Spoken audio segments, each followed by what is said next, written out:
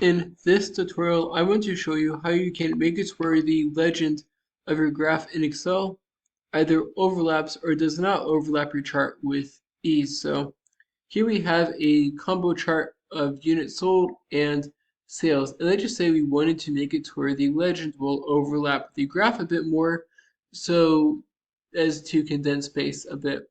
To do this, we can click on the legend, then right click on it, and from here, we're going to click on Format Legend.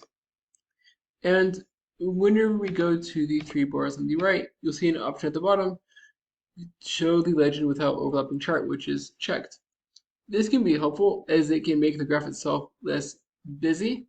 However, if you want the legend to be overlapping the chart a bit, you can uncheck that, and now the legend is overlapping the chart area, but not necessarily the elements of the graph, and we can drag this around and move it accordingly, so that way it can even be randomly covering the chart if we really want it to be. I don't think anybody would want that, but note that clicking that box makes it to where you do that if you want, but we can have it to where the legend is kind of directly over the chart,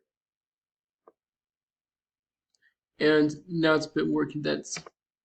We can uncheck the box and now it's not overlapping the chart anymore, unless you drag it specifically.